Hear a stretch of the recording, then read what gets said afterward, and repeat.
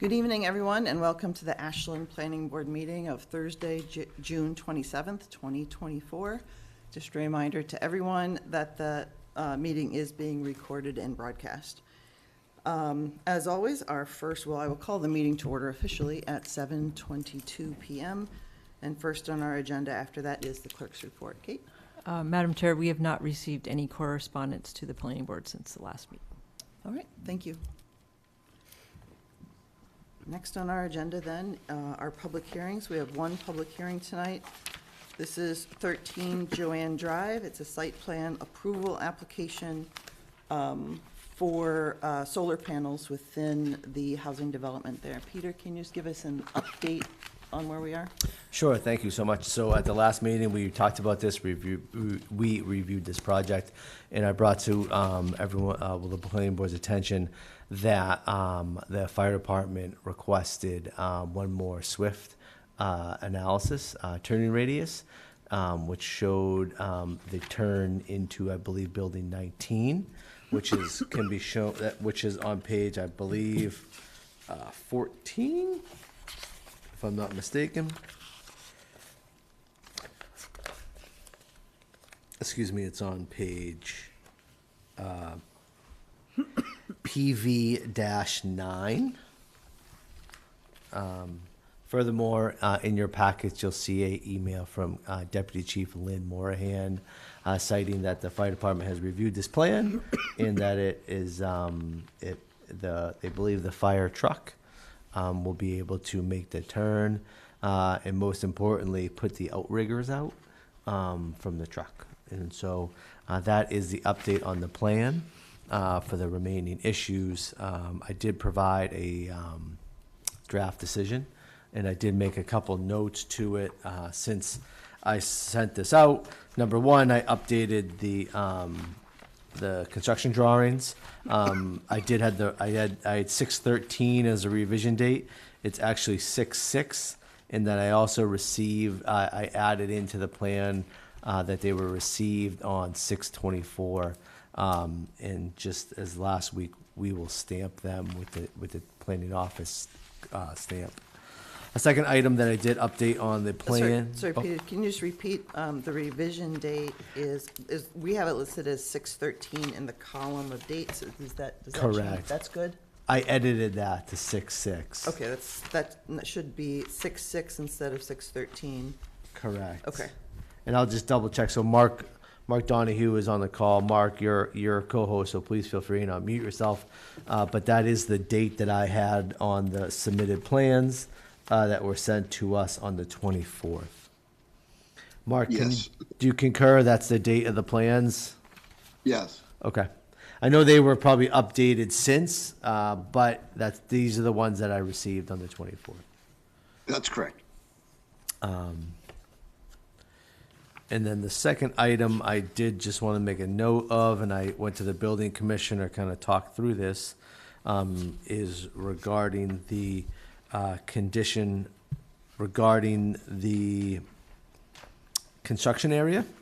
So obviously this solar array is going to be put up in an existing parking lot. And there's no way for the applicant to chain off the parking lot because the residents of the 208 units within Joanne Drive apartment complex need to park their cars. So obviously the applicant is going to have to be vigilant of how they work and how they manage their work schedule, and they'll have to obviously communicate with the residents of Chestnut Street Apartments. However, all the building material, including the solar arrays and the panels, I said that those should be locked up, or they should have a lay-down area that is secured with a chain link fence with a lock on it. That obviously the construction workers, entities will be able to lock and secure overnight, so nobody's entering into their lay-down area to access their materials.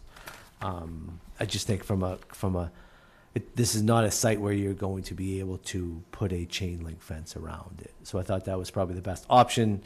And speaking with the building commissioner, that's where I landed regarding that typical condition, which has had to be edited. So other than that, I don't have any more updates, but Mark, please step forward as the applicant and update the board if you have any other items you want to speak to. But I think at this point, I would leave it to the board. Again, Mark Donahoe, for the landlord, Echo Smart Solutions is the company that I work for. There's nothing else to add beyond that. We have a laydown area that we use for the rooftop solar. We'll be using that same area. We had a chain link fence around it at that time as well. We had no issues for several months with materials on site. And when this starts to finish, this is a 6-week project as soon as it starts. Very Okay. quick. Thank you. Right, any questions from the board before we start to review the decision? I have a question. So the fire truck is a ladder truck, but we're in the process of purchasing a ladder truck. Did anyone, is that the same size as the future one? Or, because if it was that tight, I think we have to at least kind of find out, right? So the note you got came from, The note that I got yesterday came from Lynn Morahan, Deputy Yep. Chief of the Fire Department. And so I believe that's going to be adequate. What they're proposing is going to be adequate. For the new truck. For the new truck, this is the specs that we have. These are the specs that were provided by the Ashland Fire Department. From a front-on angle of the truck, I can tell you a fire truck, it measures 8 feet from side to side. The wheel, with the rear view, with the mirrors on each side, it's a little bit more. Obviously, those can get folded in. When a fire truck, actually we measured this yesterday because of this question. When a fire truck puts the outriggers out, it's about 5 feet on each side on top of that. So it's about 18 feet side to side with the outriggers. We believe this plan drawn to scale will give enough room for the outriggers in the event if a truck has to pull up in front of building 19 and put the outriggers out. Typically, a drive aisle is about 24 feet when you talk about when you go to a supermarket, right, where people when people can back out and back in. But it seems that we will have enough room, and I don't see the new truck being any larger than what we Probably currently can't have. be any wider. It might be longer, but it won't be wider. Yeah. Yeah. yeah, and I think given that this is a letter as of yesterday from Lynn Moynihan, I don't see that we need to go back and ask them for their, exactly what they were thinking, I guess. They're signing off, and that would be in their court.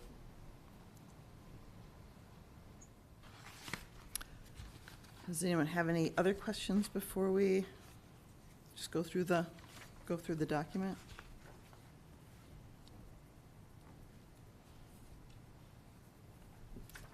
Is this something we want to go through kind of item by item, or should we take it section by section and just read through ourselves? How do you want to, we've been through a lot of these recently. I read through, and I just had a couple of points of did we address it? I couldn't figure out where we did. So so I don't know how you want to do it, but I didn't think it was complicated that would require a line by line review, as long as we've all read it. I just want to, on page 2, so we changed the date of the drawings, but the paragraph C, it said issued for review on June 13th. Is that supposed to change to the 24th? So I just changed that. Okay, no, I just, So this- I yeah, just made a correction of it. Obviously, I wrote, holds a revision date of June 6th and receive. Okay. Under, Just talking so about right item below, C yeah. that refers to June 13th. Yeah, I don't know if that's correct or not, if that's supposed to be. The landscaping plan was Separate? separate. Yes. And that's what. Yes, it was. This.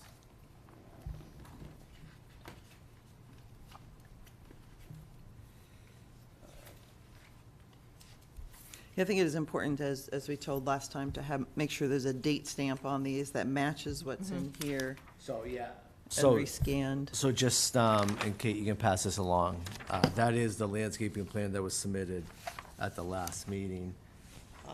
That's where I Oh, issued for review, yeah, June 13th, 2024, Okay, in the stamp up so there. that matches. Yep. So my question had to do, like, in looking at our minutes actually from May 23rd, Tricia, you had suggested moving, you said the revised plan should include property lines being confirmed, ensuring the enlarged area where the transformers are located does not obstruct the parking lane. I just wanted to make sure we've addressed that, or that it's in decision in a sufficient way. So the applicant did address that Okay. with these revised plans. Okay, as long And as that we was, formally, and we don't need to mention anything because we're referencing the plans. Yep. That's Yeah, you fine. can tell on these plans, the pink line no longer goes through the parking Yep. spaces. Yep. So I assume that that's Yep. the line of the fence or the park. And the only other thing from the minutes that grabbed my attention is I had made a comment about the 2 lighting poles that are being removed, Mhm. where the largest panel section is being installed, and the developer had indicated they would be adding lighting underneath the canopy, and I didn't see that in the decision. Is that in So I don't the, know if we want to make an extra condition that just indicates that lights will be added underneath the canopy. There are plans showing those lights. oh, As yeah, I long was as gonna it's in say, the plans. are they, can you direct us to that, oh, is it on the sheet? Right here. Oh, nope, those are carport details. It's small printed at this size, but. If we're referencing a plan that has it, I'm good. I just wanted to make sure we do.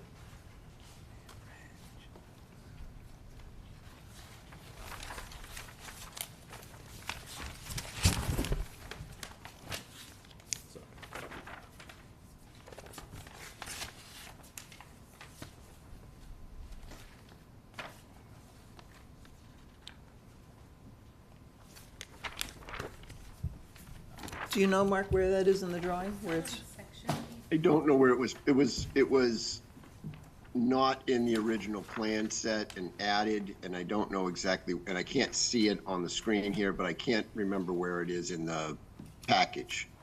It was like the landscaping plan. It was brought in late. But it shows the locations of the lights, and it has a little graph that talks about the light levels under the canopies. did that come in with the landscaping? Yeah, It's a separate plan from the landscaping plan.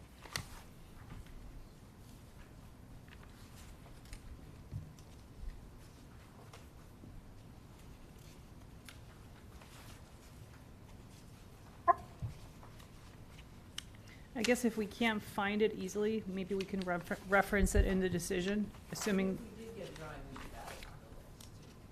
Yes, if we got a drawing of it, then add it as a table of content type of list. Peter, I can send it to you in 3 minutes. yeah, if can you please send it to me, and then we can kind of You can just continue on? reference it, yeah. And then my last point was page 5, where we talk about paragraph 4, the existing trees in poor condition, replacing with new trees. I'm only curious if we want to maybe define what the new trees are, like, you know, new trees that are comparable to the trees being removed, something like that. I The think, the yeah, I think that's landscaping on the landscape. Yeah. I think that's identifies them That's as fine, red yeah. maples. But is it implied that they're gonna be similar type or size, like how, Uh, we're defining the- them specifically? Then The- I'm good. the- Then that's fine, that's perfect. That's great. So then the only addition I have is the document relative to the lights under the canopy. Thank you. Peter, I can send that to you in the next 3 or 4 minutes as soon as I get off. Okay.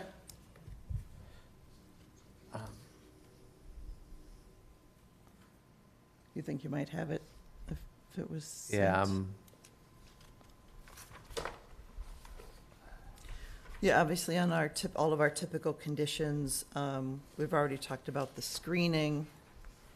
Were we okay with the location of the panel and the, transformer where it was shown? There were some reasons for doing that.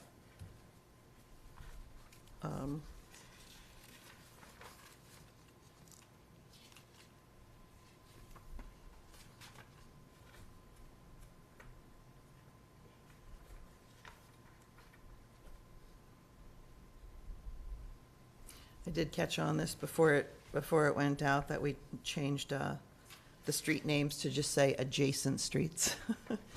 So start that habit of not having to find specific streets.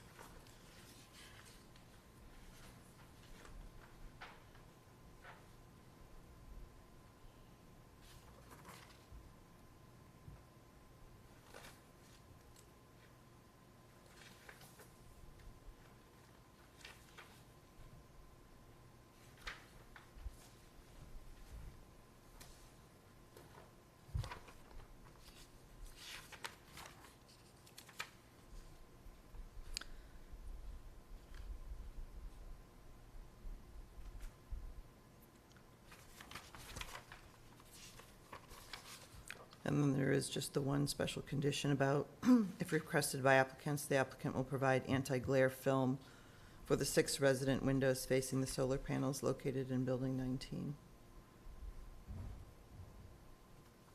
And forgive me, are we saying we want to do that proactively or wait for a tenant to have an issue? Because we're still not sure there's going to be an issue. Yeah, it says if requested by residents. Great. Thank So, you. yeah, I agree. If residents may not want to film on their windows, they may like it as it is.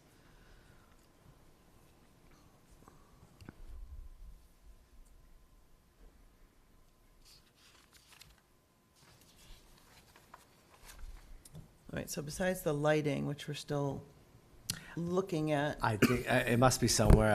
I don't know. I don't know where. I can't pull it off easy. So But it sounds like he's gonna send it to you. yeah, Mark and will send it to me, and we I'll can just add it to the the front decision. page Yeah. as a, I mean, unless there's changes, I can make a motion if we're ready. Sending it right now, Peter. Okay. Thank you, Mark. So I'll make a motion to approve the, what is this called? Certificate of Approval, Site Plan Approval, Chestnut Place Apartments, as drafted with the edit regarding adding the reference to the lighting under the canopy. Second that. any other comments? Oh, should we have, do we have public, we didn't have public, We can have public. can I actually, Of oh, course. yes, okay. I'll withdraw my motion. Yeah, let's have public comment first. Is there any, and there's- opening up for public comment? That was for you especially, Mark. Thank you. No problem. Okay, so, Anna, I Okay. guess there's no I'll public make a comment? motion to approve the site plan approval application for 13 Oh. Joanne Drive. I apologize once That's okay. again. We have to close the public Oh, hearing. then I withdraw that once again. We can do this today. We're getting really tired, I think. Okay. So, do you want to close the? Okay, so, we need a motion to close the Oh, I'll public make a hearing. motion to close the public hearing. Second, And a roll call vote. Deepa Venkata. Anna Tesmanitsky, aye. Catherine Jersey, aye. Tricia Kendall, aye. We made it through that. All Now, right. Now I'll Anna. make a motion to approve the site plan approval application for 13 Joanne Drive, including the certificate of approval, site plan approval, as drafted with the addition of the reference to the lights being added under the canopy. Second that. And a roll call vote. Deepa Venkata. Anna Tesmanitsky, aye. Catherine Jersey, aye. And Tricia Kendall, aye. Okay. So that is approved with the lighting obviously edited. Mark, if you can send me that, I'll add it to the decision, and I'll ask the planning board to sign the decision tonight and file it with the clerk's office in the morning. Understood. I sent it, so you should have it any second. Thank you very much, everyone. Thank Have a you. good night. All right, so next on our agenda, and it's been there for a while, is the planning board reorganization, but we're again missing a member. This might be, well, we'll have to talk about this later in the meeting. This is just something we're kind of kicking down the road until we have a full table. Is that still good with That's fine. everybody? I just have a question. So is this like the reorganization of like positions, or are we talking about like our meeting schedule reorganization? It's mostly, well, traditionally it's been chair, vice chair, clerk, those positions. So we usually do that as shortly after elections as possible, though I don't think there's any rule about when we have to do it. It just is just, How often do you have that? I, It's not annual. It's informal. It's usually Yeah, annual. I don't Yeah.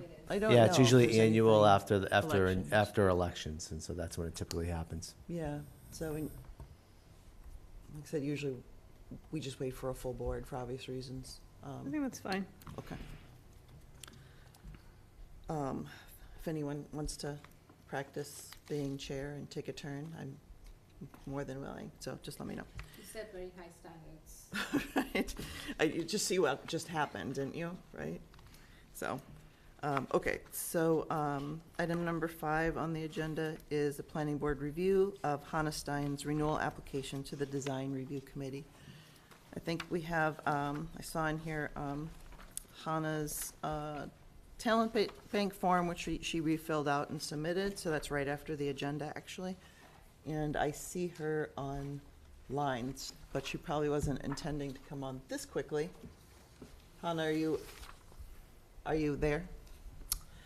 Just to Hannah. Hannah, you're now a co-host, so please feel free to unmute yourself, and you can I turn your am camera here. on. She is there, okay. Hello. Hello. So Hannah, if you just want to, obviously we all know you, but if you just want to tell us a little bit about, your experience on the design review committee so far, and mostly your continued interest, I guess, in reapplying. Okay. Well, my involvement to date has been on several different projects, and I have, I think I've made some suggestions that were useful. I've also been very interested in just being aware of what's going on in Ashland, kind of putting it into a bigger picture. In terms of continuing, similar interest. I've been an Ashland resident for a very long time. I have worked for numerous architectural firms and studied architecture. I'm very interested in the development of our town, and obviously, the future beckons. However, it would be nice that it is realized in a way that is comfortable and positive and attractive to the residents and future residents and people who have lived here for a long time, that it doesn't feel like a foreign place to them. So I'm just aware of all these different issues that are going on and how sometimes they're a little, at odds with each other. However, I do enjoy the process of looking for the solutions and, finding ways maybe to suggest alternatives or possibilities. So I'm just very interested in the future of Ashland and would like to continue mainly for that reason.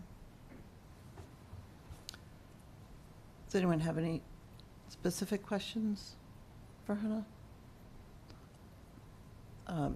She and I had called, let's see, was at the beginning of the week? The days are kind of going so fast. I think earlier in the week, Hannah and I talked by phone. Earlier this week. Was it earlier this week? That we talked by, I had called her, I had reached out to her, and we talked by phone for, actually intended to be, it went on longer than probably either of us intended, right? To kind of discuss the design review committee and the planning board. And I think for me, primarily what came out of that, and this is not in a way an aside from Hannah, is about understanding what I'm looking for for candidates for the design review committee. And one obviously is some experience with design in some component, right? There's lots of different components of the design and engineering, and we need a lot of different voices. But also I think, because we did talk about the struggles a little bit with the planning board and design review committee. And what came out of that for me is looking for candidates also that have an understanding or want to have an understanding of the Ashland bylaws, that I know that we as a planning board obviously we're into them with everything we do, that we're going back to the criteria, we're going back to the bylaw on whatever zoning district we're in, and trying to understand what was intended by that bylaw when it was approved by the residents of Ashland at town meeting, right? And looking for areas where maybe it's outdated and maybe it has to change, and that's where the comprehensive plan comes in, that we are hoping the comprehensive plan starts to guide us in the future about how these bylaws might change. So I'm looking for candidates that have that understanding, I guess, that neither the planning board nor the design review committee is a free-for-all, that none of us are the town architect, that none of us are the town landscape architect, but instead we have this set of guidelines that we need to go by, and then hopefully use our experience to enrich those bylaws so that we make the right decision according to the intention of the residents at the time.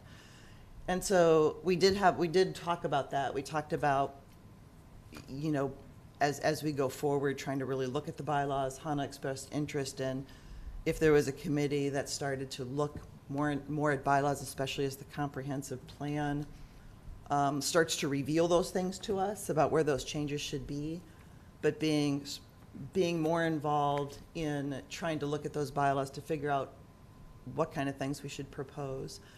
So it's a tricky place to be, I think, and that's what about knowing that you might want to change things or, you know, have a strong opinion about design, but being able to hold back and be more neutral based on what the bylaws are telling us. And those are the types of candidates I think I'm looking for, that can see that difficult place to be in, acknowledge it, and kind of be willing to be in that position and willing to work toward change while still adhering to the current bylaws. And I think after our conversation, I think, Hannah, that you were in that position, that you understood that kind of difficult place and kind of willing to Yes. work with it. Like, is that Yes. fair? Like, is that a fair summary of our conversation? Oh, I think you froze. Okay. Was really very beneficial, and that is a very good summary of where we ended up. So I just wanted to be transparent and put that out for the board as well. All right, with that, I'm going to make a motion to approve the appointment of Hannah Stein to the Design Review Committee and the approval of her renewal application. Second that. And a roll call vote. Deepa Venkatai. Anna Tesmanitsky, aye. Catherine Jersey, aye. And Tricia Kendall, aye. So Hannah, you are reappointed for, I think it's a term of 3 years. Thank you. Thank you for your Thank you service. for the time. Right. And I appreciate it. And I Thank you. appreciated our conversation the other night as well, so thank you. You too. I hope there's more to come. I'm sure you. there will be. Good night. All right, so. Now, we are in a spot in the agenda for general public comment. Is there any general public comment? Yes, this gentleman has a comment. Yes, thank you. Mark Sony, 49 Hawthorne Road, Ashland, Mass. Follow up on the comprehensive plan, which was a good meeting. Total, a lot of people did show up, had a lot of good ideas, and had a good table group that I was involved in. Mr. Peter was one of the captains, and guided me through and made sure I made sense to everybody else. But I'm just saying that it was a good group, and to follow up, it was on the guidance of the zoning bylaw plans that is looking for the future, and it looks to be needs to be upgraded, and it needs to follow through for the comprehensive plan and for everything else that goes through this town. It was worth the time to be there. I gave myself a grade of a C because I started off slow but came on strong. And the table itself was a little bit ahead of me, or as with me. And I graded the table, I would say a good A plus. And the whole room that night was worth the time to be there for. This town in the future, 2035, when the Z people, the Gen people, will be in their 20s, and they will have to say, yes, this town is looking in our future. But since it's June 27th, 2024 now, we got to look forward to everything else that comes with it. So keep on going with the content of the plan, verbally from public and everybody involved. And I appreciate the time that was given and the time tonight. Thank you. Thank you, Mark. All right, moving on to reports from board members and town planner. First is comprehensive plan. I want to thank Mark, because I do want to report that we were able to have one full additional group rolling up their sleeves and brainstorming and helping, because Mark and other members of the public that aren't part of the committee came, which I think we can make room for even more tables next time. And just so for hopefully. context, this meeting we had that Mark is referencing was it 2 days ago? Mhm. And it was the first of 2 sessions that the committee is doing to develop the vision for Ashland. So out of all of those public meetings that were happening over the last few months, all of that data was collected by the consultant, and now it's time to create a vision. Eventually, that vision will be presented, obviously, to the select board and the planning board in September, and Kate can talk more about that meeting.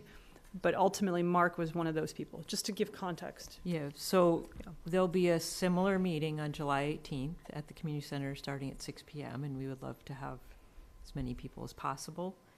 The following that is on here September 4th. I don't know if it was thrown out as a meeting night, and I don't know if that's confirmed. I think that's the select board date. So, yeah, so I went back and forth actually after the meeting with the consultant, and see, my recollection was that we were going to look for a different date. However, the recollection of the committee was that date was going to be, the J.M. Golson was going to present to the committee, right? To the select board and planning board, to both and boards. invite the planning board and anybody interested from the comprehensive plan committee to be present. And so that would take place at the September 4th select board meeting, which is going to be the Wednesday night after Labor Day. Labor Day is going to be Monday. State primary is Tuesday. And from a voting standpoint, and then we're going to have the select board meeting night on the 4th. Then I think this is where I think everyone kind of got a little bit turned around, is that there was a proposal to have a comprehensive plan meeting after the select board presentation. Right, the same night. The Yeah. same night that would probably take place, say, in the basement here in Town Hall. It sounds like that's not And happening. that will not happen, Yep. because obviously the 2 select board members would not be able to make that. The town manager would not be able to make that. They'll be doing their business up here in this room. So with that, I think the presentation was going to move forward on September 4th, and then the committee was going to look for a follow-up date to have a follow-up meeting as a comprehensive plan committee. And just to kind of give context for the planning board role in that, because the consultant did a really good job kind of explaining what's next, which is that out of this comprehensive plan joint presentation that we're going to receive, which is sort of like, this is what we have in mind for a vision. Right after that, the steering committee gets together and the second meeting and starts to create strategies, which are basically plans to make the vision happen, right? And the way that this was explained is obviously the planning board can participate in this in whatever way that we choose as a board. But what was interesting to hear from the consultant was that vision, after you create all the strategies and all the goals, you come back to the vision a few months later to see if it's consistent. Because in theory, by listing all the possibilities of, I don't know, as an example, one of the themes that came up was trying to find balance between development and conservation, right? Let's just say that is a goal for the town as part of our vision. In that, you might have 20 different proposals of zoning changes, and out of those 20, you might land on 10, but then you're going to come back to that vision and see if the vision changes in light of the 10 strategies that you chose.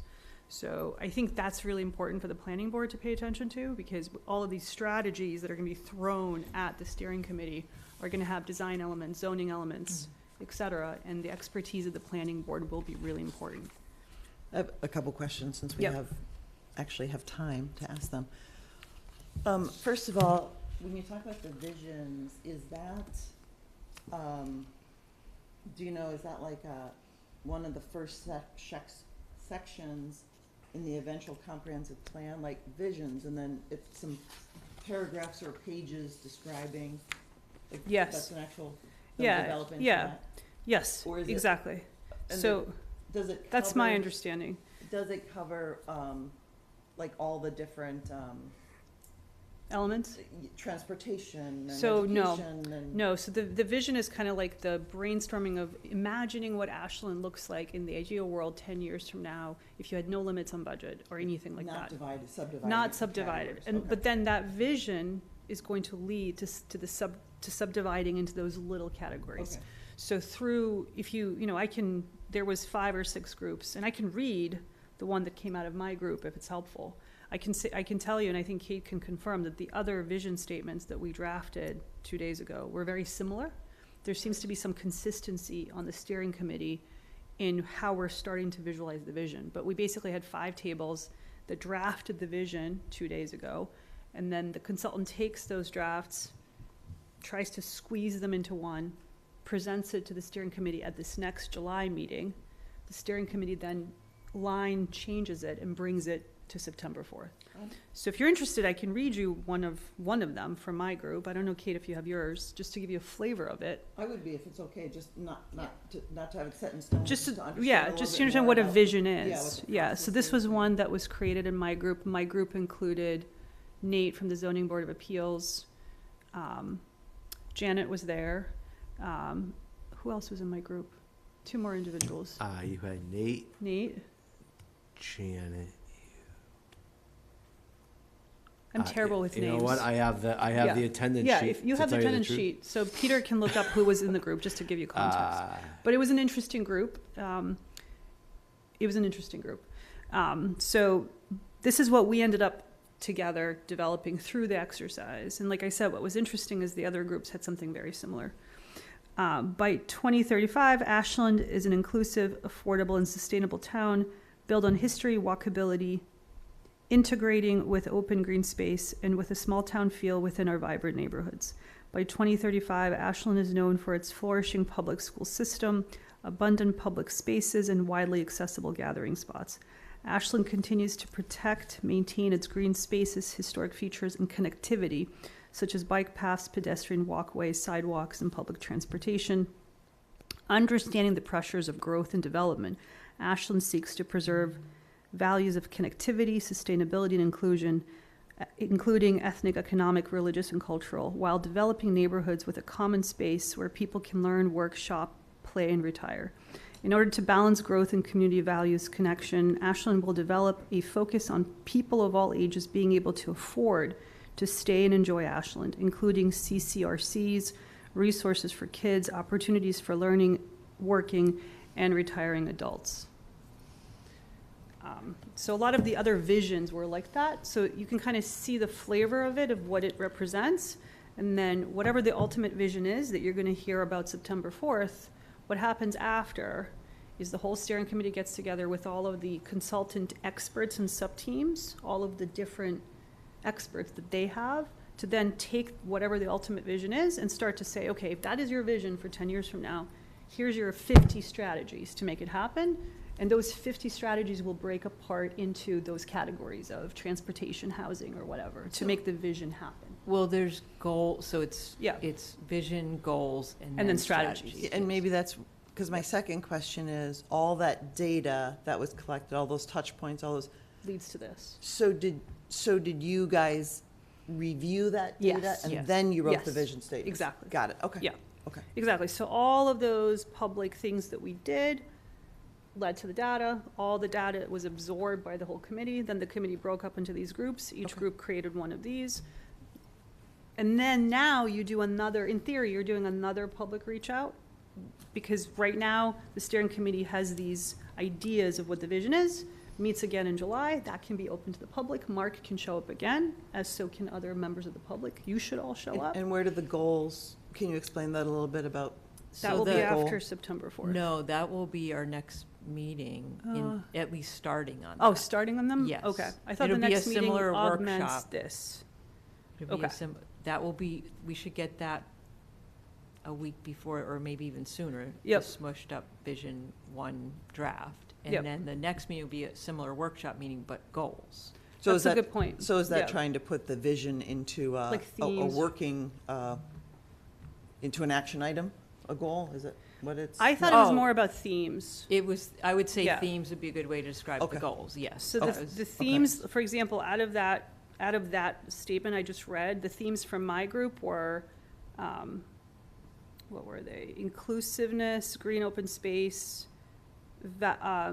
planning that is values-based or intentional to our values, creating livable communities, and sustainability policy. So those were the 5 Okay. themes.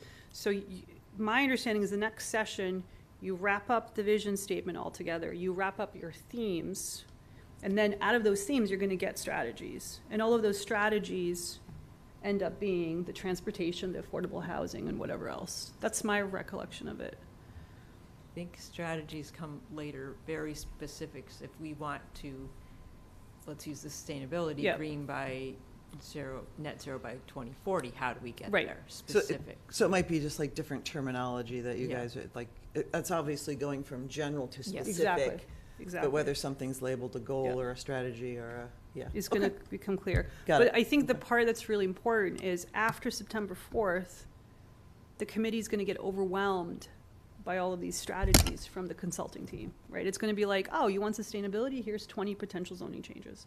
Somebody's gonna have to start, the steering committee's gonna have to start understanding out of those 20, what actually works for Ashland. And this is where I believe the planning board has a very vital jurisdictional role, right? That's why it's a planning process. So I think we need to be active in that, we need to think about that, and we need to help the steering committee. And Kate and I, just 2 people, are not gonna be able to bring all the expertise. So I would urge the rest of the planning board to be at the September 4th meeting, but also to pay attention to the ultimate strategies that come late after that. Yeah, and I think if you can continue to give us a heads up about those Yep. things where, you know, like I said, I would never make a claim that I have expertise in planning. However, as a group, we've probably read through those bylaws more than That's what I'm most saying. people. Yeah, right? that's exactly the So we point. have, yeah. Yeah, and we may have some experience relative to other projects as to what makes sense for Ashland, or how to do it, or what needs to change. Okay, great. Well, that was very helpful. Thank you. So July 18th is the second kind of meeting, and then September 4th, Is the big one. the big one that we should Yeah. try to be Yep. there. Okay. There'll Try be to be- another meeting at the library in August, I believe on August 15th. And so the next meeting will be at the community center, which is gonna be a 6-table. Yep. 6, 7, 8, how many tables we need, working session, and that's July 18th. Then, just from a conversational standpoint, the comprehensive plan committee will meet again August 15th at the library. And then will be September 4th for the presentation from the select board. Okay. All right, great, thank you. Okay, so design review committee, besides what we just went through in my conversation with Hannah, I don't have anything to add there. Sustainability committee, I don't have anything there. Since comprehensive plan, you haven't been meeting with them, have you? No. Not really. They haven't really reached out to Okay. me, unless I've missed something. I mean, I'd be happy to do it to find out if we're going to do anything on the tree bylaw. Yeah, let's reach Because out. I think that we need a work plan if we are going to. It'd be good to know what their plan is, I can reach out. Yeah, to see Yeah. what they're doing. because they haven't reached out. Just keep up to date, yeah. Can you carbon copy me when you do that, in case they need something? Okay, on CPC, we did meet recently because we have a new member coming on from the Conservation Commission, who also always sends a rep, just like we do. So we met, but otherwise, you know, being so far from a town meeting, there wasn't any proposals. But I will be restarting to look at the corner spot area, the farmer's market area, which are kind of in limbo a little bit in CPC. But always kind of trying to gather information, but always waiting, I think, for action for the comprehensive plan, like as much as possible, right? How much effort gets put into those relative to other things, so. That's CPC, Metro West Regional Collaborative, that was what you had just attended? They had a breakfast 2 weeks ago. I did not attend. Alvaro was there. He said it was a good breakfast. Many legislators were there, and that was held at the Marlborough Public Library. But I think other than that, having a good turnout, and it was a good conversation about what's going on from a legislative perspective. Number one, housing bond bill, still right now with the Senate, is probably the biggest piece of legislation that could affect any matters that we look at. So I think it's still time, TBD, but obviously if any planning board wants to know, planning board's members want to know more information about the housing bond bill, I'm still trying to learn about it to see how it would affect us. But I know they're still hashing out a couple things up in the Senate. Number one is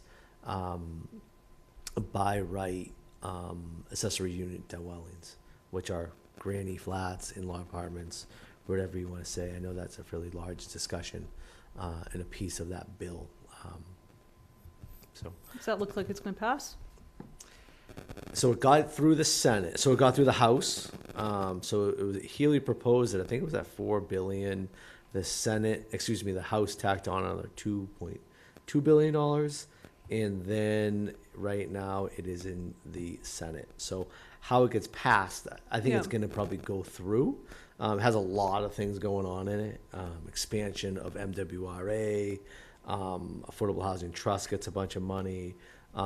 Huge investment into the existing public housing would be Are you talking made. about the bond bill as a whole? This is a huge bond bill as a whole. And then Oh, the okay. accessory dwelling unit is a accessory- little part of Accessory it. dwelling unit is Okay. a little Okay. piece of Yeah. it. Okay. Yeah, it's Might be good to see that, Okay. that section. Yeah. I'll try to Yeah, find sounds out. Yeah, I would say just stay tuned, and I always look at MMA website, Mass Municipal Association website, and I kind of glance at any articles. But It'd be good to figure it out. there's been a because lot of stuff I'm- in the Globe about it. Yeah, Is I'm it guessing the too communities that have accessory dwellings already are going to benefit with some money. So this is where, waiting for the comprehensive plan to be done may be a disadvantage, because if the state starts to regulate whatever they're regulating, it could be global warming stuff, it could be accessory dwellings, we need to kind of be aware so that we don't miss the boat financially. Yeah, so it would be by right. So we have accessory dwellings. They just have to Yep, they just but have to go not to a by right. zoning board of appeals Yep. special permit. And I'm going to say a majority of communities have special permit Yep. accessory unit dwellings. At the very minimal, I would probably say off the top of my head, I can only name maybe 2 or 3 communities. One that I know of that has by right, and so I think it's just a matter of ironing Yeah, that that change. out. So is it too soon for us to start looking at that? Like Not what that would, I think there'd be a time frame, a rollout. I think from my standpoint, I'm just trying to stay plugged in to what's going on. It's on my radar, and when something comes it's up, just I'll that let everyone know. we learned with like the tree bylaw and the MBTA zoning that it's always a heavy lift, like especially when you add trying to involve the public. So if this is highly likely to pass, I feel like we should put that on some kind of working group docket to start. I think if there's any text about that one in particular, I have not seen Okay. any text. if about you see, that. if you see any text, grab it, just Yeah. so you see kind of what I'm they're- happy to. what it is. Mhm. But yeah, I'm just I agree. That's kind of been like on the slot for a while. That's just always like, where's the fire to put out, right? But we could get a group together if people are interested in, have some time and are interested in working on it. So, but yeah, so keep that in mind. Who people are interested in doing that. Speaking of groups, the MBTA Communities Working Group. Yes, so Peter had printed out, I don't know how many What copies, is this just your copy? Nope, Peter, I'm or- sorry, Okay. there's copies to pass out. I just want to make a note, Amanda has joined the meeting. Okay, great. Amanda, you are a everyone. co-host, so you can unmute yourself. Who are you? Hey there. Yeah, so the, Good hey evening. Amanda. Yeah, so the MBTA working group met last, was it Tuesday? Last Tuesday, yes. Tuesday. Yeah, we met, and I think on the last page of this, it's kind of going through, you can see kind of going through all the numbers of units and acres and density and what happens with different things are included. And there's still obviously no, there's no, we're absolutely doing this. But what it revealed to us is that it's just a good thing that we kind of are waiting to see what happens. Like 501, going forward, if that continues to go forward, makes us think differently about that piece of property, right? What happens when we find out with our letters to 10 to 60 and the 40B at Waverly, all that kind of plays into that. I think there may be that we start to look at a small addition of another property. Things that we kind of had considered before but didn't add in, that might be appropriate to put in. It really will be, I think it's gonna come at some point to a choice and we talked about meeting again. The first thing we did last time is to meet with the select board. I think we had a meeting there to kind of brief about where we were at. We're kind of looking, I think we talked about the end of August, didn't we? Yeah, for so we kind of sketched out a time frame is to start having public forums again in the end of August. Public forum, yeah. And that would just be kind of another, last time we had about 2 or 3 on Zoom. We probably had the same discussion, getting that process going. The biggest thing is obviously A, B, and I'm talking about the third page here. The second page. That's kind of the big page to kind of look at. Obviously, there's item A, B, C, and D. We would keep all A, B, C, and D. With A and B, what really the biggest change is adding item B, which is 1060 Main Street, and we would be adding that in at 124 units, which would be half of that 40B. And then just down here, it's the other options. But from a scheduling standpoint, I think obviously knowing and kind of doing the timeline backwards from a autumn town meeting in November, mid-November, we would like to have public hearings, public forums starting late August and then rolling those through early September and/or September, and then hosting public hearings with the planning board, gearing up in October, and then that would probably go to a vote in November.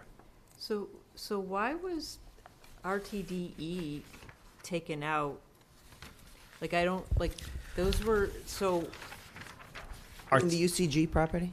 yeah, because those were properties that, right or wrong, are zoning supported and the community, it's already dense. And that was sort of a plan that people could kind of get their head around. Ashland has been building housing, right? And under the plan, you were allowed to take advantage of properties that are built. It clearly says that in the law. It's not skirting anything by using Yeah. parcels that are developed. Yeah, no, we very consciously did that. It was one of the things we had wanted to do all along, because if you remember when we talked about moving this to Springtown, or to Fall Town meeting, one of the things we were concerned about was the properties that weren't a sure thing, which were 501 and UCG being in litigation still, right? And that's a friendly 40B as an over 55 community. Is that an A or B? Is that RTDA or RTDE? That's not in those calculations. That's Kate's question. It was a part of our additional, right? And please remember, this is not a proposal. These are experiments we're doing as we wait. No, I'm just to looking see. at page 1, the proposed spring 2024. Was this a representation of our Oh. prior one? Yes, this is a So representation. the of only what one we on were- there that we weren't sure about, it was 501 Pond, right? The rest of them were legally official. So the 501 Pond Street, It's Area B. it's Area B. That's UCG. That's in UCG lit- is on litigation. RTD. So Area B, DE. RTDE is the one that's in litigation. Correct. Yeah. That's So the, as of this moment, that's the only one that's a question mark. correct. Okay. Yep. Yeah, and again, like I said, I would say that everything's kind of, And what's What- the deal with that litigation? Like, do we know? I don't. You know what? know. It's hard to get a good update on it. You know, I think the two owners, or the two parties are battling it out. We, the town, are not involved. You know, because it's really a matter. External parties are It's fighting? two external parties litigating over. To my understanding, is the P&S of the land purchase, the purchase and sale agreement. And so, with that said, it's kind of gone back and forth. But to say, you know, when's a definitive date, what's going to happen, we just don't know, right? So it is a risk. It's unknown. So the risk is that everybody that completely blows up and it's vacant land, and now someone else has to sell it to someone else to do something. So we have to look at the underlying zoning, of how many right now could be built there before we kick it out of the calculations, in my opinion. We're not, please don't, we're not kicking anything out right now. We're testing things. I know it's not on the piece of paper, but we're Yeah. testing. What if we take, but it's not written in stone. That's why I want to be clear, like, we take things out, we put them in. What does this do? Risk does that create? Is this risk better than that risk, right? That's why I'm saying, like, you have to think about it that way, because that's the way we're thinking about it, okay? We're testing things out to see So then I will options. look up the zoning, what would be allowed to be built in RTDE if it wasn't the, The thing we're trying to protect, if possible, yeah, and I get what you're saying, because we're looking at that, right? What we're trying to protect is that right now it's a friendly 40B and an over 55 community, right? So all that is good, right? So the risk is that we pull it out and it's not affordable at all, and it's more dense, and, you know, whatever. So we're not, it's just one of the things we wanted to keep in, I mean, it's all in play, but it's one of the things we just had an eye on because we don't have a definitive answer on it. so I'm having a hard time understanding how a buy right at 10 to 60 Main versus a buy, let's just say it went to, again, that became vacant property, a buy right at E. Like, I'd love to understand the thinking of that, because I don't Again, I mean, understand. we're not, the thing that may put this right back in is that it's within the radius, right? That's an advantage to this property. All I can say is that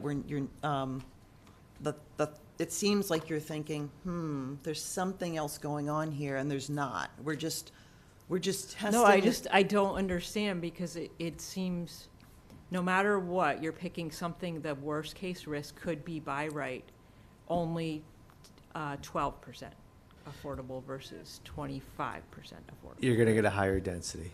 This is what it comes down to, Kate, is you're going to have a higher density by right if you're going to keep ADDE in. And so if above and beyond, right, what you have currently proposed within that 40B, and so that's what the situation So is. can we calculate, or do you guys have those calculations? Like, the UCG is 15 So like per if you acre, flip over to and the the next by page, right would be, so if you flip over to the next page, right, UCG actually has an acreage about 38 acres. Because we have because some of that land has to come back to us, typically it was like 20 acres, we subtracted that down. So you have about 18 acres up there to our calculations. And so therefore you have a density of about 9.76 units per acre, right? And so therefore it's lower than the minimum of 15 units per acre. And so depending on how it all shakes out, and like like Tricia was saying, this is all very theoretical, right? We're running tests, we're writing hypotheticals, is that right now, looking at it, is that the 180 units within that 40B, the density is lower than the 15 unit minimum that you have to provide within the MBTA zoning. And so if we were gonna increase the density, right, that was always part, so it was always part of the factor. If Yeah. you were gonna increase the unit density within ADTE, you were going to you could get a bigger project Yeah. if this 40B did not move forward with the current permit that it has now.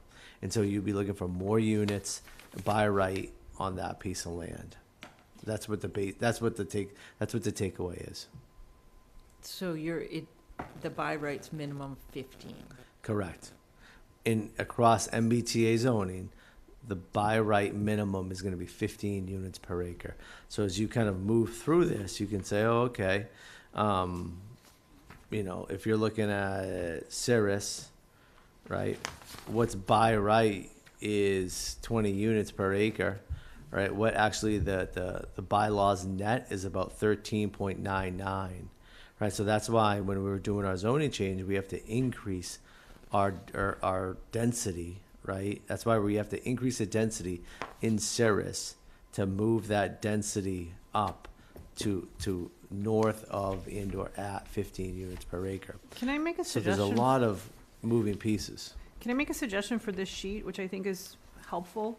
Is Mhm. there a way for these properties, can we like add a little table here that tells us what is currently by right or by special permit as far as density and what we're proposing, like, so we can see the difference? I think it's important to note, like, Because- that these are sheets that Alvaro put together. We just put these Yeah, together no, no, for no, us. totally. And not Yeah, yeah. necessarily for. Yeah, I 'cause we mean, weren't- for the future, Yeah, like for yeah. your, whether it's for the public presentation or for the presentation that we do with the select board, I think a lot of these conversations about risk turn on the question of what kind of density is allowed there now versus what could happen.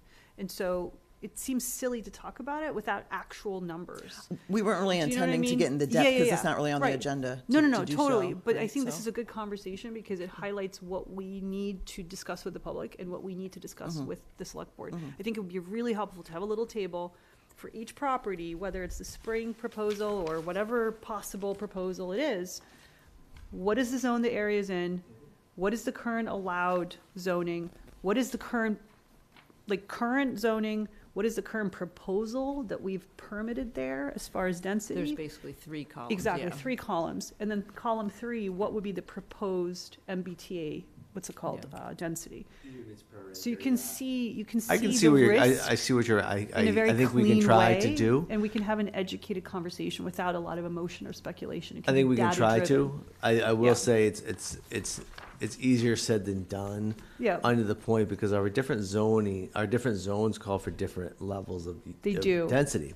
So, and just for example, right, RTDE and Ceres, right, you have a density per acre, which is Right. great, pretty easy to Yeah, talk about, right? right. But if you start adding in ADDA, right, you have there's nothing you will not find in ADDA, Ashland Downtown Overlay District, any mention of units per acre. Right, Now we're jumping into floor area ratio. right. And so Right. maybe that column So- is gonna kind of show that disconnect, but then at least you'll see the proposed density versus the MBTA density. I or agree. the approved density for the projects already there.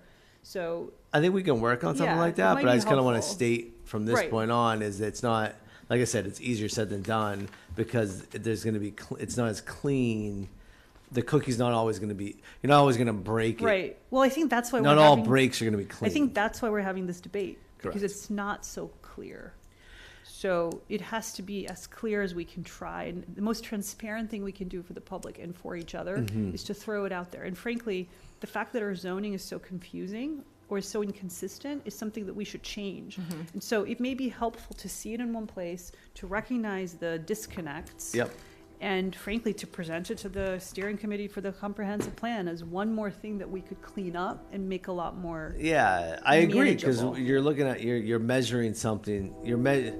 You're taking two different measuring approaches, right, to the same thing, which is land, right? So it's complicated.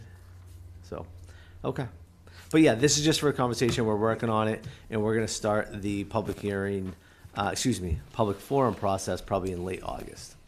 Yeah, public forum process, and we're also gonna get the meetings on the agenda, joint meetings with the select boards that we can when we have that chart, which is a good idea, talk to the select board and the planning board at the same time, so. Okay. So, reports on planning topics, we haven't even looked at that category in many months, but I don't think there's anything. Is scenic roads, is there anything still to do with scenic roads? I The think only, this- the only thing I keep bringing up every 5th meeting we have is, you know what I'm gonna say. That very first, like, time I started in the planning board, there was that Oh, the tree, young There was winter that tree, yeah. yeah. Is that ever gonna get planted? I'll Like, give you maybe an- when I I can- retire from the planning board, I'll- like, it would be great. I to can hear give about you, let me look into that. Yeah, that'd be lovely. I'm at a point where I just want to buy one and plant it myself, Okay. Ta-da. just so that I feel like something I voted for actually happened. Yep. Okay, economic impact tool. So What we, just, we were just talking since we about, have time tonight, from where our last were we with point, we that? were talking to Framingham State on that. The Merck, actually, I was at the Merck conference a couple weeks ago. I was a panelist there. And I think I joined the Merck board, to tell you the truth. However, I haven't been to a meeting yet. Or I was asked to join the Merck board, but I have not been sworn in yet. Please don't quote me on that. But we were trying to work with Framingham State, with Merck. And when I say Merck is their economic impact study, I would say group. And so I think last we were having conversations, and last time I talked to the professors over there, we were talking about how to move that forward, if there was a way to have a tool to have their students kind of jump into this whole economic impact analysis study, to kind of take a look at it. So that's where we kind of left off, and obviously things got fairly busy with zoning and other items. But it's a great question, Deepa. And yeah. Yeah, let's start there. I can Google it. Yeah, but no, off the top of my head, I cannot state. So glad this is on camera. Okay. And then finally, the parking memo, which was really just about looking at the size of parking spaces. And again, it's a little tweak in the bylaws, is our 9 by 20 parking space, which is on the larger side of parking spaces. Does it really fit the times, right? Or should it be reduced so it doesn't keep coming up on projects? And yeah, and how we feel about that. So we haven't gotten around to having that discussion. But something we might start addressing once, we're through MBTA, and once it just people feels like there's an opening, I guess. Peter, is there any of these updates, administrative updates that are? I really have none. I think I can tell you, we're still working with Whittemore Estates. I was following up with them today. 100 Chestnut Street, they're putting siding on the building. We were up there, I was up there the other day looking at colors. Everything looks good. It's matching everything. I think there could be a couple things they're running into. They're gonna have to shift a couple trees around just from a grading standpoint. However, they're gonna come in and talk to us. I know they emailed me about kind of getting the right placement for the bus stop. I know they want to do that this summer before kids go back to school. So, but construction seems to be kind of plugging along, and they've kind of hit their stride. So I think we'll see that kind of move forward fairly quickly. Windows are in. They're starting to kind of put the balcony, what's the right word here? The details on it. Yeah, kind of the details, Exterior. the exterior balconies, and then obviously the siding will go in. So they're working pretty hard up there. Yeah, I was up with Peter. It was one of those really hot days, and I went up there. We didn't even make it all around the building, but we took a little look. They wanted to show that the siding colors were on site and that kind of thing. But yeah, it was pretty steamy to be outside, but, Yeah, no, it's a good site. I can tell you right now, based on development, the McDowells, Roy and Todd McDowell, have been great to work with. Very professional. Lines of communication are open. And so I think, we can feel fairly positive about that project. 501 Pond Street, I know, hopefully they're gonna pull, foundation permit, soon. We're still in contact with them, moving that forward.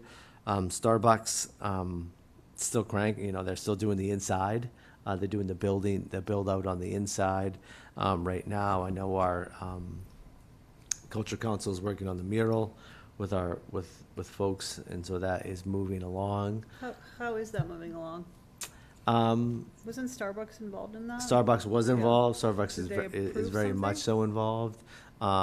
We are, I think there was contracts going back and forth with an artist between the town, Starbucks, and I think we're ironing out a few details. Okay, so At this Starbucks point- overall is okay with Yes. doing a mural there? Yes, And to Starbucks the- is still okay. Okay. And the artist is someone they chose or the town proposed? Nope, it's something through the Cultural Council. Okay, that's Yep. great. I think the big problem right now, and I have to go back to it because I got a memo or something from the Cultural Council, and what that didn't just go to me, but I would think it went out to others, but it was about kind of the cost of such things, like the cost of paying for the mural, and how do we do those things? How do we pay for them? Like in the future, Yeah. that's the Can we $500. forward that to the rest of the board? Yeah, I'll have to. I want to say I got it like 10 days ago or something, and I just Yeah. haven't been able to. One of the takeaways I'll I have find had just working, talking to, kind of working in town hall is that it hasn't been as easy. It hasn't been To as get grants and all that? Yes. Yeah. Contractually, it's following just Mass state law, working from a contractual standpoint, approaching artists, getting through the minutia, really has been has presented many hurdles. So I think I'm not equipped to talk about it all tonight, but like I I mean, said, we may want to it's make easier time. said than done. We may want to make time for that discussion because I think we all have different views of that project. I think there's some positive feedback in the community on the concept of a mural. There's obviously challenges with it. I think one of the themes I've picked up on this board that we haven't really discussed is the challenges of that particular project. And so I think we would benefit from a deep dive, maybe in a retreat conversation. Because I, for one, viewed that as an exciting shift in our thinking. But I can also see that there's complexities to it that maybe cross jurisdictional paths of different entities in town. Yes. That we may want to talk through in a more retreat fashion. Just something open to the public, of course. Can we also maybe, we got just so many applications, but we had a practice of, we met with Conservation Commission, we met the superintendent, we met with the fire department, to maybe the Cultural Council, right? Because I think in general, we've received positive feedback of having that part of decisions, and we know that we aren't the people to implement it. So if they say, here's some things that could make it better, or please never do that again, at least we know, right? And the why. And the right? why, Because yeah. is it capacity to get grants? Do we just lack the experience as a town in getting art grants? Is it just logistics of the working between a private developer and the public? Because that can be difficult, as you know, with CPC, there's limits on how you can use money for private projects, public money for private projects. So is it a legal constraint? Like, it's not really I think it's clear. everything, to Yeah. tell you the Yeah. truth. I And think so- it's what you're talking about is hitting on many different topics. Yeah. It's working with a private, right? Right. It's timing. Yep. It is legally, contractually, applying state law, applying town funds, right? Responsibility regarding the mural. What if something happens to it in the future? From a if it is defaced, from that Right. standpoint. Yeah. You know, who But- owns but it, I right? will say, when we made the decision, we had legal counsel input on the easement, Mm-hmm. and the conversation was there. And so it's not like we made it uninformed, right? So I think it's the kind of thing where, again, I think we would benefit from a retreat on that project, where we can almost like regroup, like, what did we do? How do we make our decision? What can we learn from this? What are the different challenges and elements for this kind of thing in the future, so that we don't just outright say, we're never gonna do it again. Let's figure out what the issues are. Well, I think what, Kate mentioned, and maybe it's just a larger, as we kind of go through the summer and then, hit the fall again, be talking about, starting to make a list, and that we have some of these lists, started already about, who do we want to talk to? Like you said, we've talked to these various entities, various committees. What's our list for this year? What are the top 5 groups that we would really like to talk to this year? And some of them are very immediate for our understanding of those type of things. And then also a list of potential little bylaws, the parking, the ADU, things that we had intended to get back to, but, they just haven't risen to the top again, right? So to keep track of those, we do that obviously in this list, but there's always another list we can keep. Okay, and the other thing about Starbucks is I was wondering about the screening and stuff that we did approve. Is that It's all work, I've been walking down they there. have that? They're going to follow through with it. Mhm. Okay. I haven't After I that, haven't been down there in a couple days. I haven't been down there in a couple days, but I know they're still working on the site. They're still doing a lot of stuff. yeah, I can tell things are still obviously still in action. I was just, and then 12 Pond Street. 12 Pond Street's going well. I've had kind of back and forth with the developer regarding those sidewalks. And the pocket parks. The and pocket parks, trying to finish up that landscaping, bringing in the DPW in with that conversation. When it went out there with our engineer, there's a brand new telephone pole, kind of right in an obvious place where you would put the sidewalk, was placed there. So we have an idea to go around it, and so I think we're just trying to work through that process. But obviously, it's still on the radar, and the developer knows that it's his priority too to finish that streetscape. Any questions or other comments about things under planning office updates for anybody? I guess it might go under the 9B, but it might be here, because I'm hearing people talking about other 40B projects, and I guess it's just sort of, if we're on the planning board, I'd like to know what the public knows, or at least to be able to respond. And right now I would say I don't know, but. I don't know anything. Do you? I don't know. I know 2 40B projects. One is at 10 to 60 Main Street, and one is at 61 So, Waverly Street. At one point, we said there was a potential one on Pond Street, so somebody's had conversations, right? So no one has contacted me. I know the piece of a land, and a company has contacted our conservation office, Yeah. but no one has contacted me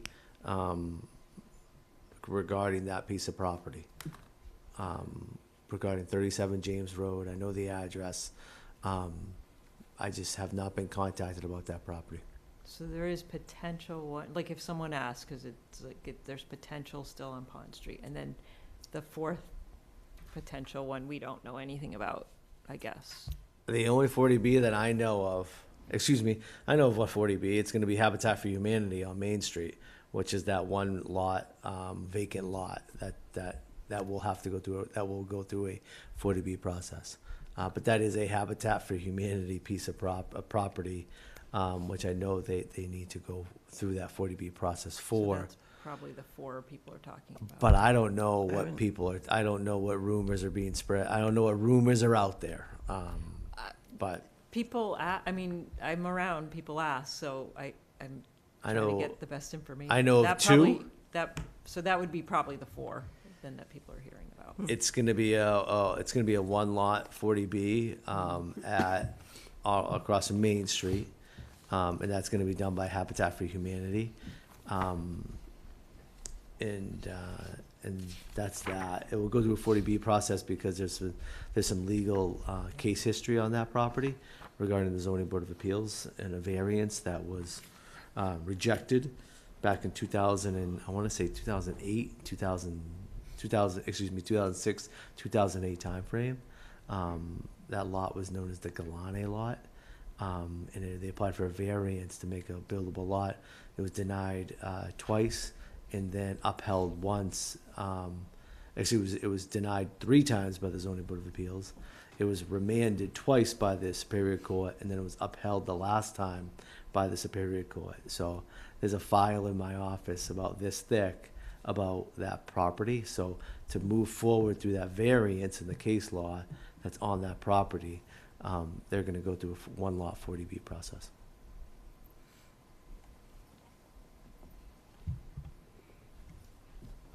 All right, so anything else under that? Otherwise, we'll go to that just new applications, cell tower project. Yeah, this is a cell tower project. 24 Tower Road is actually at the end of 24 Tower Road, there is an abandoned water tank. And it looks like the town allowed, I believe it is AT&T, back in the late 90s, in 99 or 2000, 2001 timeframe, to install a monopole that goes up through the abandoned water tank.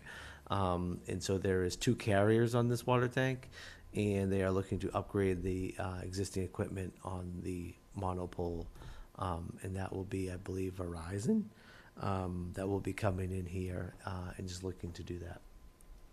And didn't you say is that the one you told me asked to be on the July 25th agenda? Correct. They applied, and then due to vacation and summer schedules, they applied to go, they requested to go to the July 25th planning board meeting.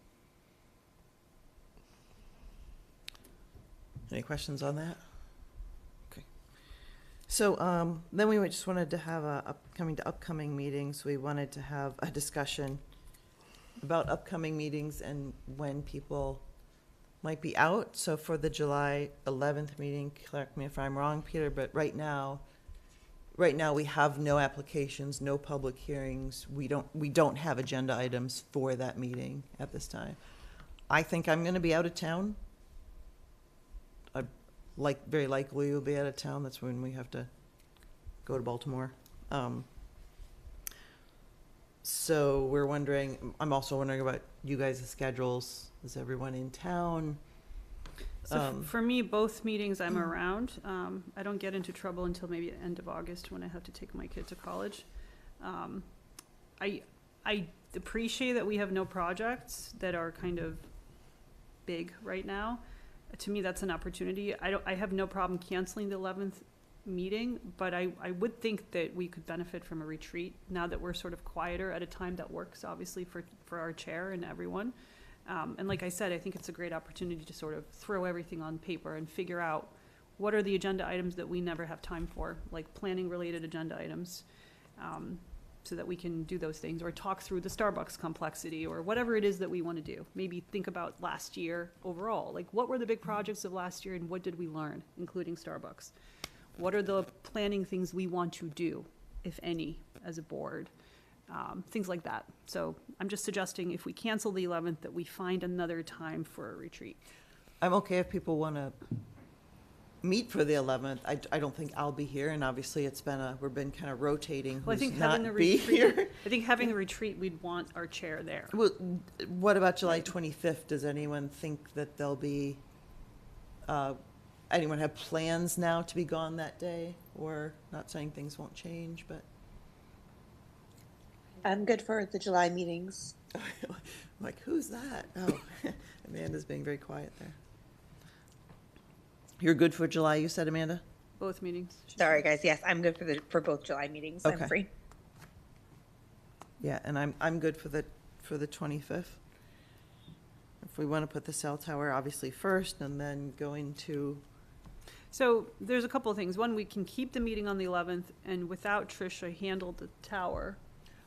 I think they've already. No, the applicant, Too the early. attorney. Oh, they want the So the 25th. attorney representing the Gotcha. applicant is actually on They're- vacation the 11th. Got it. Yeah, so Okay. he's not coming Yeah. at the 11th. Yeah. And so the only agenda item for the 25th right now is the tower. Correct.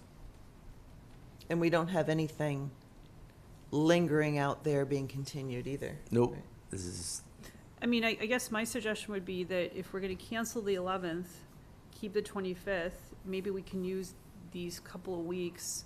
I don't know if there's interest in creating like a small little working session. I'm happy to try to do it. Somebody gathering kind of whatever items that we might want to have a retreat about.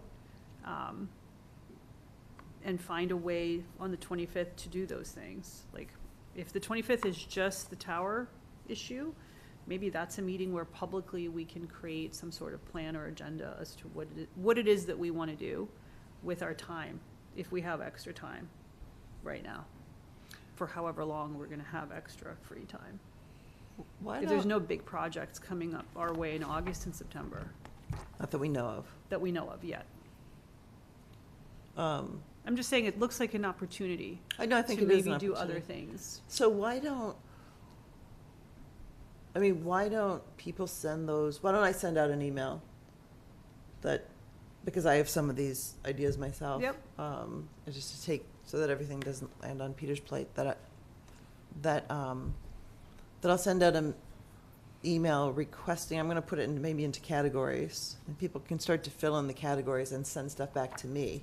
Okay.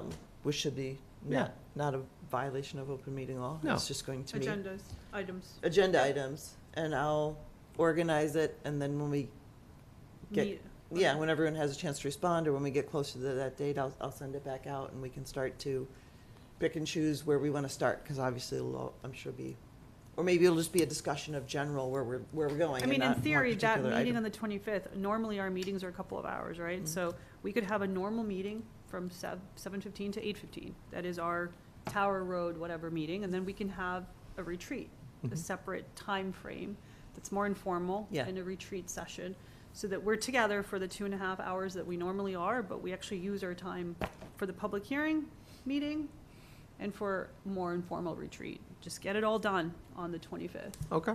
And Yeah. use the next few weeks, if we're gonna take a break, use it wisely to create an agenda and maybe do some of our legwork for the agenda. Like, if we can create a retreat agenda by the 11th that we can share for the whole group, then that gives the whole group until the 25th to do our research on the agenda items, to think about the agenda items, to come to the retreat on the 25th with prepared thoughts.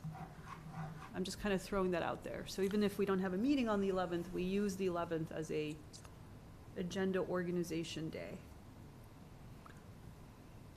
Wait, but not to, Not just to wherever me, you, yeah, okay. But like, that's our deadline to figure out what our agenda is for Right. the 25th. So Right. that we Oh, have okay. plenty Yeah, of time. yeah, that makes sense. to Yeah, get so ready. you're not getting it the night before, Exactly. here's what we Exactly. might talk about. Yep, Yeah. got it.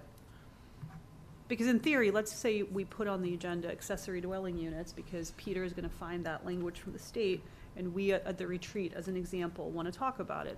If we know that on the 11th, that gives us 2 weeks to sort of ponder it, think about it, research it, come prepared. Okay. Yeah, I think it's a good idea. Anyone want to add to that, or? No, for me, it's like as this comprehensive plan is starting to kind of really start to shape up, and we're hearing so many of the communities kind of sharing their thoughts. To me, as a planning board, we should, once we have some shape and form, sounds like we're working towards strategies and goals. Everything seems great, and this one's when you have these strategies and fancy words, but it's also the implementation that falls short many times. I would love to see if we can, as a group, act and work on those special topics that's important to the town coming out of that.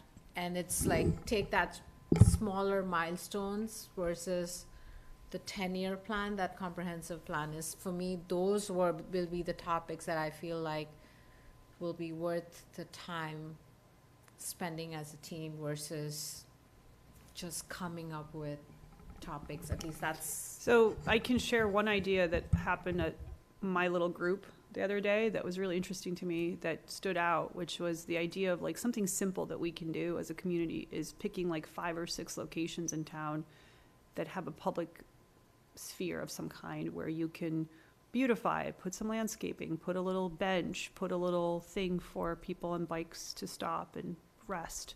And that idea was so simple and everyone loved it as a concept. Do you really need a comprehensive plan to make that happen? Probably not. Do we as a board have some concept because of our experience as to where in town that might work? We probably have more of a design or development or planning experience to deliver on something like that.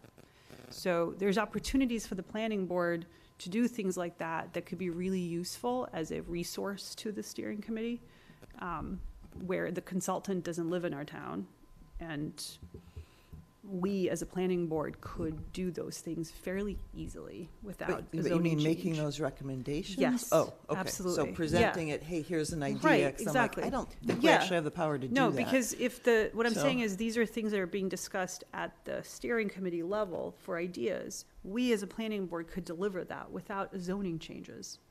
There's no zoning change that you need to create to make something so simple happen. Yeah, but So. we can wait and discuss that during a, Absolutely. I just wanted to use that as an example to respond to Deepa's point, because we don't need anything, it's not necessarily zoning that we have jurisdictional power over, it's planning. And so there's things we can do as a planning board to support the steering committee that may not even be zoning related. It may be more, we can tell you, Kate and I can share some of the things that are being discussed at the steering committee, and the planning board could provide support to the steering committee for those things. okay, I guess that's just why I'm not clear, but we don't have to discuss it now. Like, Yeah. I'm not sure We can what talk- that support is. I don't know what Like an actual, like, looking at an we actual. don't have money, we don't have, you Like, know. we could literally look at a map together, we, the planning Oh, board, oh, and we okay. could figure out which intersections this could work in. Because Oh, Peter okay. is here, he can tell us which areas are public property, and we could in theory deliver to the comprehensive plan committee a little thing that says, oh, you guys have been talking about this idea, here's where it might work. Here we go. Okay, I understand what you're saying. Okay. Yeah. Thank you. That actually helped clarify it. All right, so I'll send out a list and there might be ideas of, yeah, and we can, It's just I guess the point I'm trying to make is, let's use the retreat to kind of talk through all these things, because there's a lot of opportunity for us as a committee, as a planning board, to support some of these other things that are happening in town.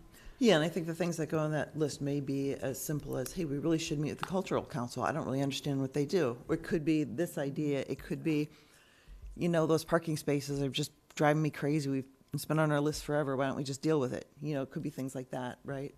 So at least we'll have it all in one place. Okay, so we have a plan. So July 11th, we are going to cancel that meeting.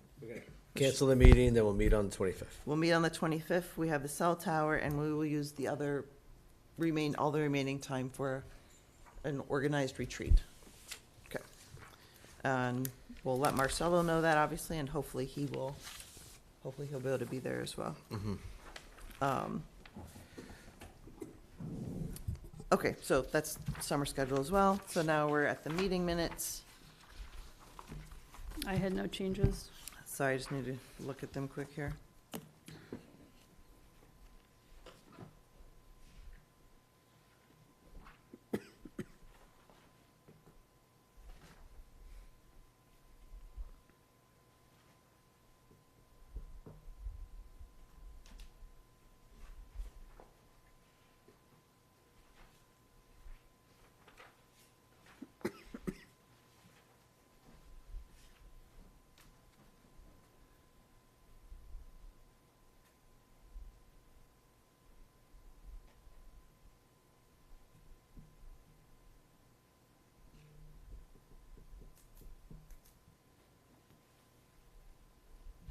I would just say in line 76, it says, Ms. Kendall suggested moving to site plan approval and the plans to go to the design review committee. It seems like I would have just suggested that it goes to the design review committee, Okay. but I'm not sure what. Or maybe it was like the draft decision, but it's fine. I mean, Yeah, they're just- I don't remember. The application. Yeah, the application to go to the design review committee.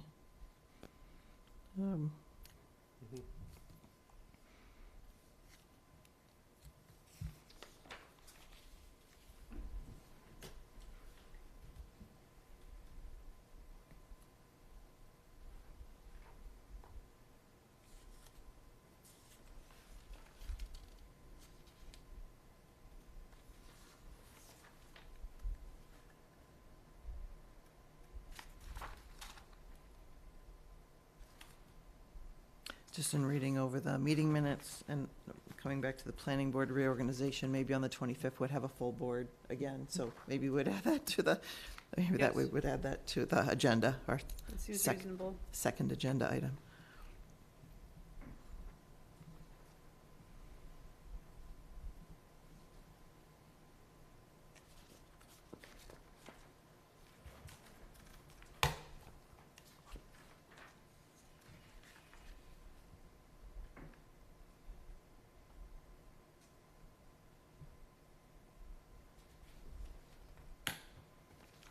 Right, otherwise I have no changes. Anyone else? No, I'll make a motion to approve the May 23rd, 2024 meetings minutes as suggested by Tricia, So, as modified. as modified. Is there a second?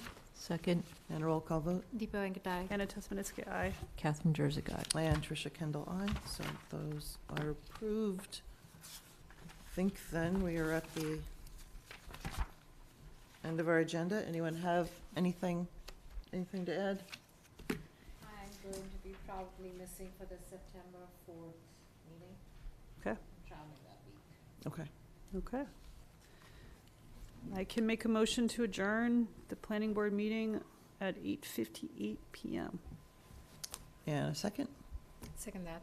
Roll call vote? Deepa Venkateswaran. Anna Tesmanitsky, aye. Catherine Jersey, aye. Amanda Hayes, aye. And Tricia Kendall, aye. All right, great. Thank you, everybody.